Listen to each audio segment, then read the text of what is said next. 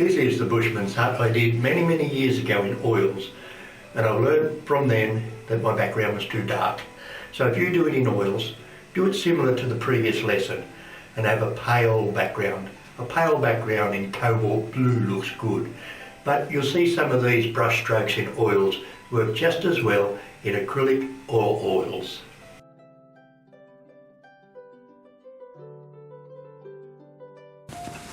Now we do the little cottage in the bush. I've rubbed the undercoat in already here for you. A little bit of each colour we've got. A bit of blue, not much blue, just a little bit. Naples yellow. Now this is the background behind the forest, so it's a misty colour. So I'll rub a few misty colours in there, a bit of Naples yellow, a bit of blue, a little bit of crimson. And that'll give us a nice light tone for the background, a little bit of purple too. So if I rub them all well in, we'll have a variation of colour in the background there. And next is all the branches that you have in the forest.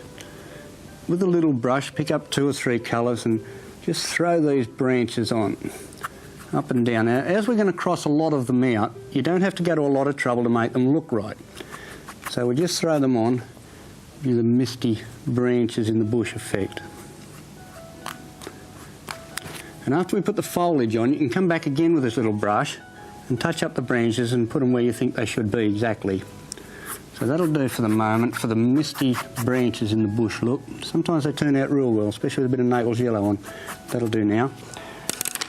Then for the foliage in the distant bush, I'm loading purple on one side of my brush and Naples yellow on the other side. And with a dab brush stroke, I can get these little trees back in the bush there. And again, if they don't turn out as you want them, don't worry.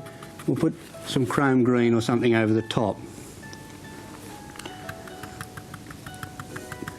It doesn't matter where I put this foliage. I try and keep a few branches showing that we put on, but we do keep it facing in again to give you this draw your eye into the middle of the picture thing. I'll put them on here quickly. We cover most of these up with the tree trunks and a little cottage and all that's coming in front of this. So I'll put it on quite quickly here. I've been painting for a long time. You won't be as quick as I am, but if you watch your brush strokes carefully and try to get them down to a minimum, so each time you put paint on, should be a deliberate effort to put it where you want it. And if it's not right, make a deliberate effort again to cross it out.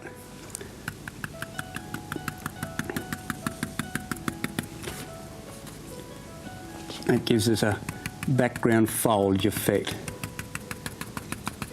I might rub the big brush over this in a moment and show you how to make it look even more misty than the sample painting that we were looking at a moment ago.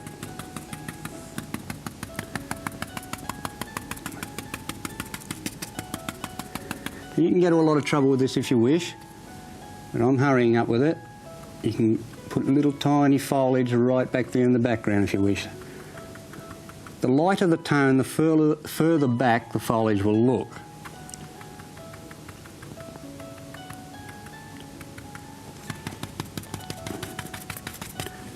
It's a bit dark there, but we'll put some green in front of that. Now I didn't do this on the sample painting, but on this painting, if you just bring your big brush through it like that, it takes it back a little bit and gives you a more misty effect. It's one stroke. There we are. Now for the foreground and the background under the trees. A bit of Indian yellow and white. The chrome green came in there too.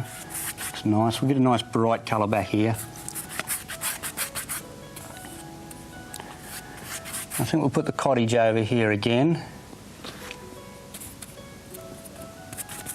So I'll put a bit of shadow over here where the cottage will be. And the big tree is going to go in this corner. Quickly colour it in. Now with a grass brush, the little fan brush, we can touch this up to make it look like grass. There's a bit missing there, but it doesn't matter. We can come back later and put something in there.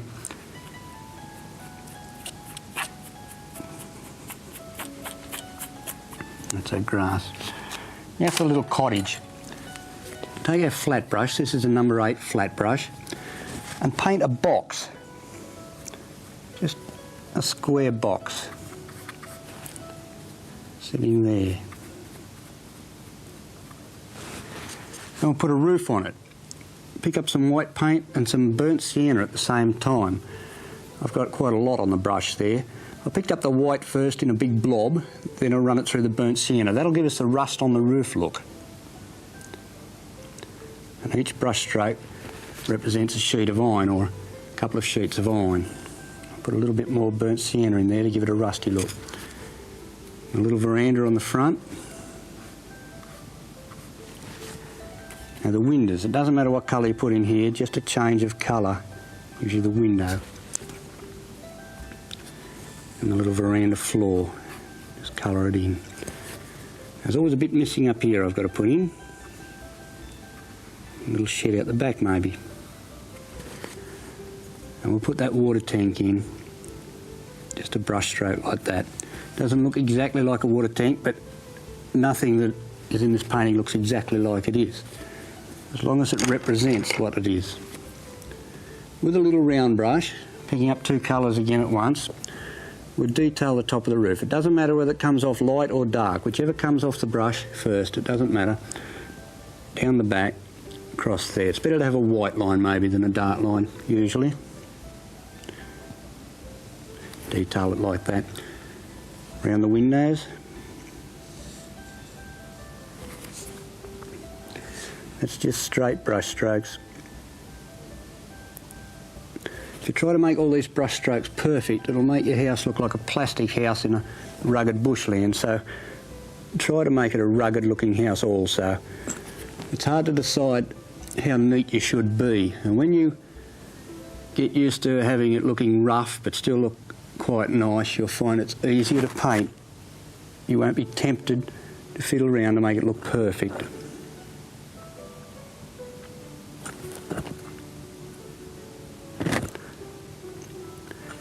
Now that's a little house. It's not a very neat little house, but it's not the only thing in the picture.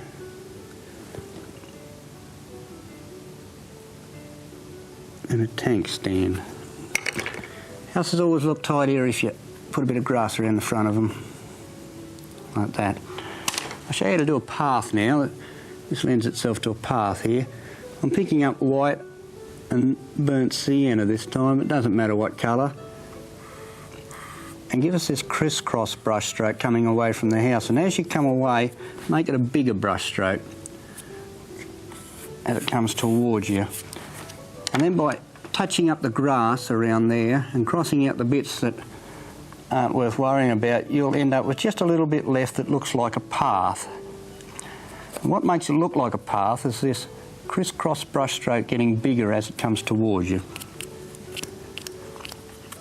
Now this big tree we're going to put in, I'm going to put a very big tree in here so we can plaster the paint on. You can go anywhere there in fact. You can put quite a lot of paint on. The side of the knife, pull it down. Well, that's going to be a big tree there. Then I'll put the white on and then I'll put the tones of the bark in. I'm wiping my brush every time, my knife I mean, every time. It's important to wipe your knife every time, otherwise you end up with a dirty colour instead of the colour you want. Now, that's not a very good tree trunk, but we'll touch it up. A bit darker down here will look better.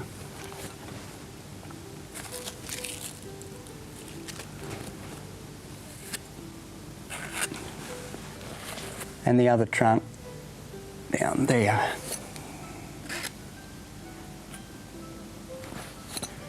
Now a little bit of effort, I should be able to make this tree look a bit better. Put a bit of colour in down around here. Colour there. As bold as you can, as bigger knife strokes as you can, and put on as much paint as you can with one go. But keep the shape of the tree by moving your knife in the shape of the tree. If you moved your knife across there, it'd spoil the whole tree shape. So keep your knife moving up and down in that direction. A bit more colour up there. I'd like to see this tree shining out a bit here, so I'll add a little bit more burnt sienna and white there. Well, that's all right. Tidy the grass up around the bottom of the tree. I've put crimson in there. You could put purple or burnt sienna or burnt umber, but I just had some crimson I picked up and put there. If you're going to run a line down the edge of the tree to detail it, run a white line. Don't put a dark line down the edge of anything to detail it. Here we are. And the bark. You can fiddle around down here sculpturing bark, let it hang off.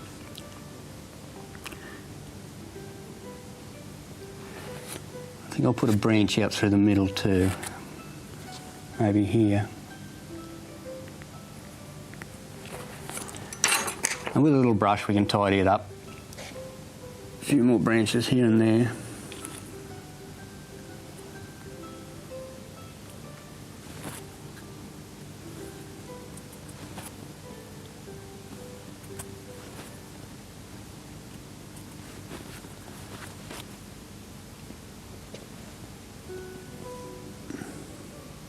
It's not a bad tree. Fence posts. Well, like a tree trunk, you pick up two colours on your knife at once. Where to put the fence post is a problem. If I start over here, I might find that when I put the fence posts over here that they chop the house out in the wrong place. So that bit of cottage there doesn't look too good, so I'll put the top of the post over that mistake there. That's the first post. And the second post will have to go about here somewhere, not destroy the cottage.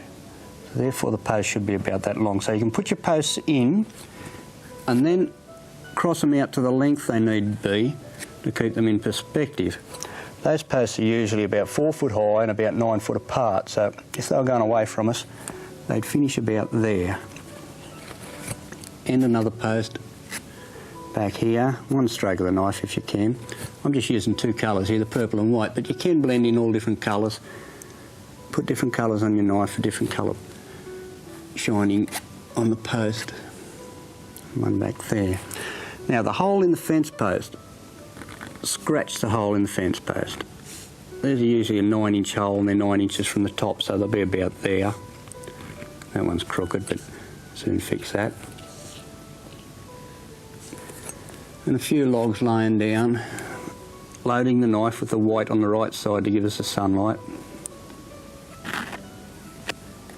And you can put these on, these bits and pieces laying on the ground as easy as you like. Just throw them on because we can cover them up with grass later.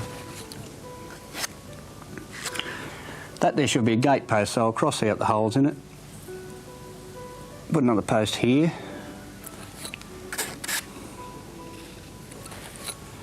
Maybe one falling down over near the tree. With this one we'll lean it in again. Don't lean it out of the picture, it'll take your eye out of the picture. We want the eye brought into the picture all the time. There we are. Tidy up around the bottom with a fan brush. Cross out anything you don't like.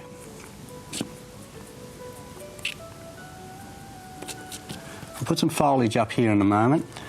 But first of all, we'll do this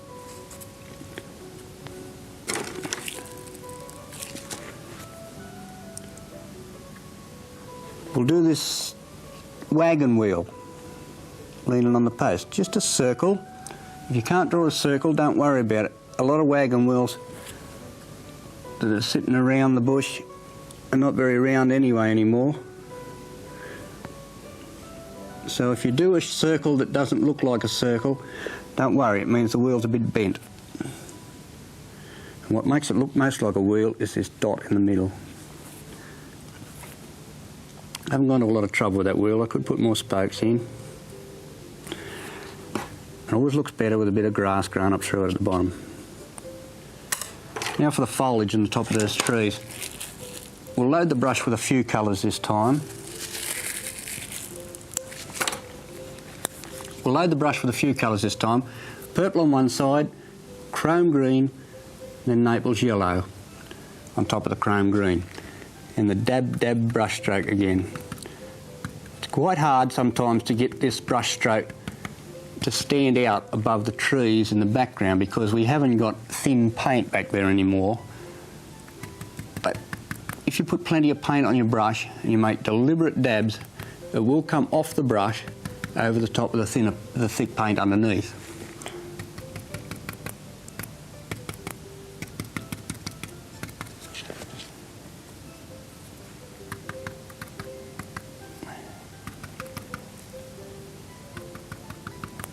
There we are. A few little flowers around the bottom, looks nice. That's that dab brush stroke again.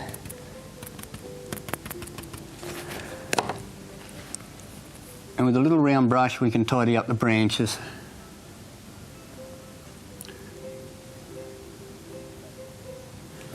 And there'll be a few branches in the background that stand out a little bit more than what we've got, so I'll touch them up too.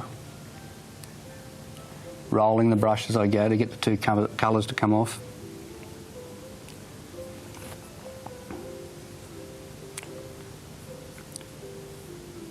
Well, there's a forest scene. I'll sign it now and that's finished.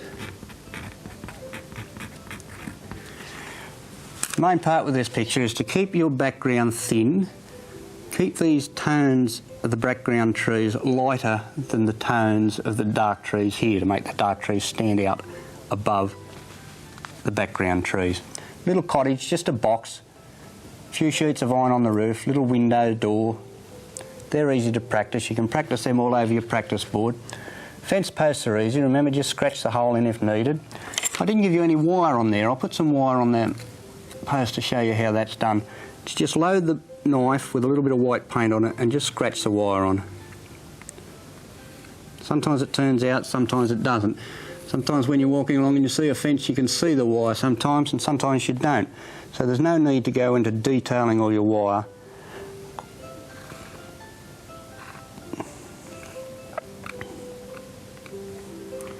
That will do.